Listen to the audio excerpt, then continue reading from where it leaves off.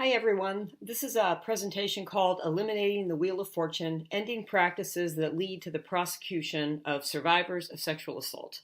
My name is Lisa Avalos and I am an Associate Professor of Law at Louisiana State University Law Center.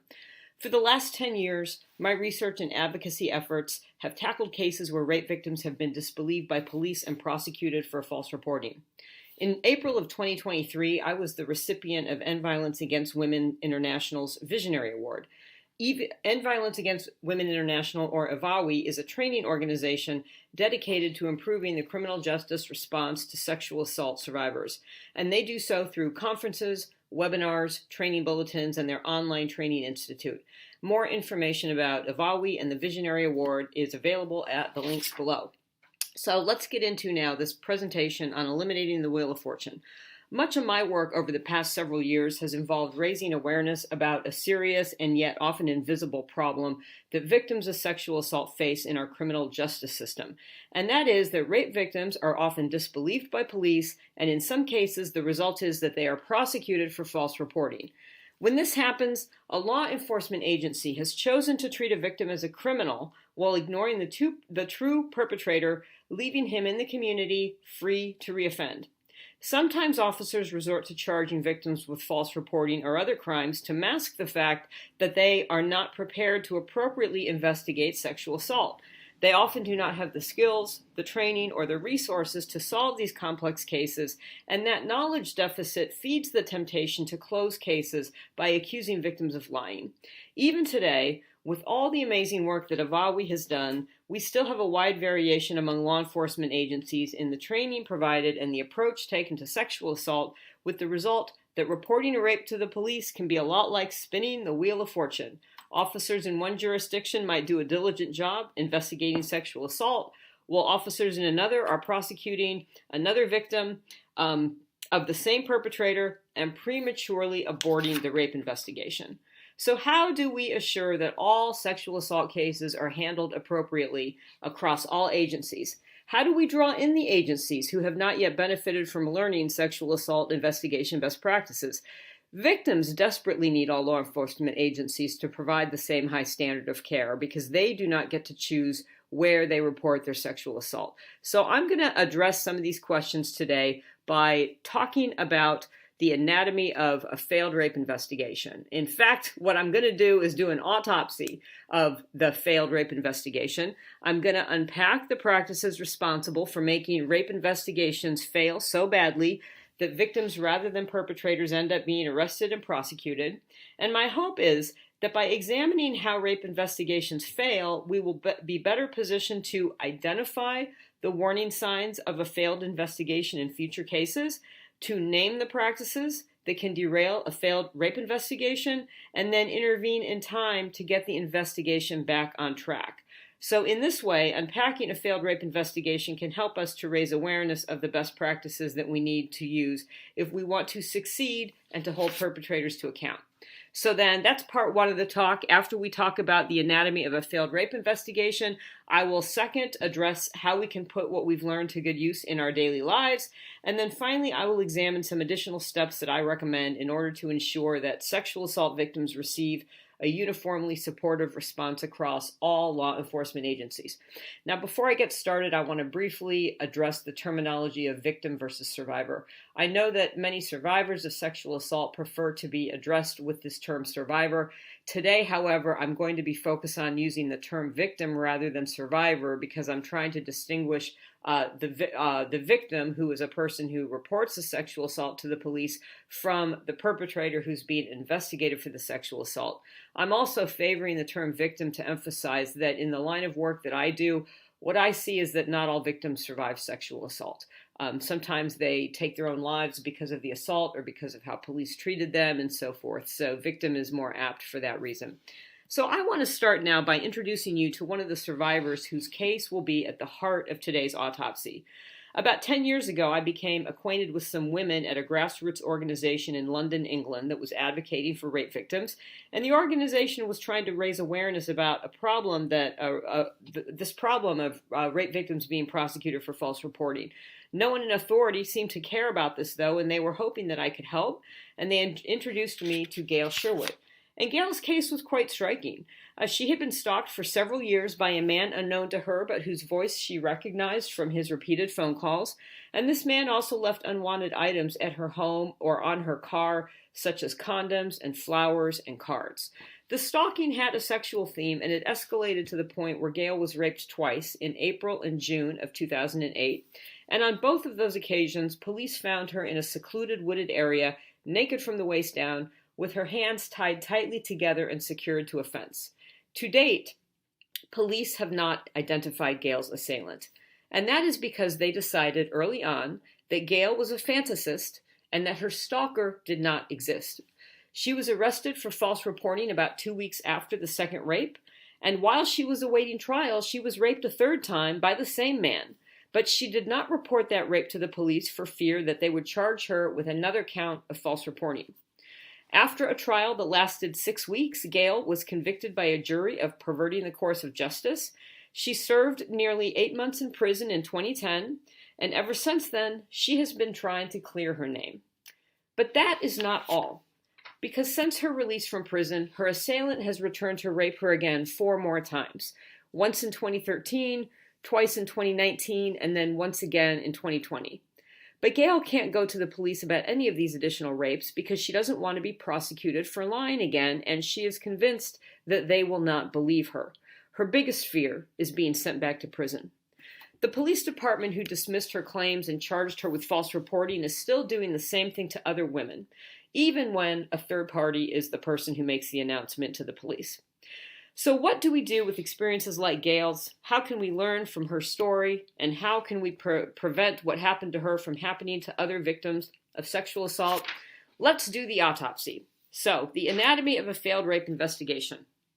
Behind most failed rape investigations, and by that I mean behind most false reporting charges brought against genuine victims of sexual assault, lies a botched investigation. And there are 5 components that these botched investigations typically have in common. First of all, a botched investigation is based on disbelieving. It is usually incomplete. It relies on confirmation bias, and it may cherry pick any available electronic evidence to reach conclusions that are dictated by confirmation bias and are not actually supported by all the evidence. And then finally, it may rely on a victim recanting her allegations after intense pressure from the police to do so. So let's go through this anatomy of a failed rape investigation step by step and see how these problems play out in real cases. So step number 1, start by disbelieving. At a basic level, this means that if we want to fail at rape investigation, we need to start by disbelieving. We need to be skeptical of the victim and doubt everything that they tell us. The most efficient version of start by disbelieving is to set out and try to prove that the victim is lying on the front end. And the officer's thought process here is that if I can prove the victim is lying, then I don't have to investigate the rape, and I can close the case without any investigation. And believe it or not, this approach actually happens with some frequency.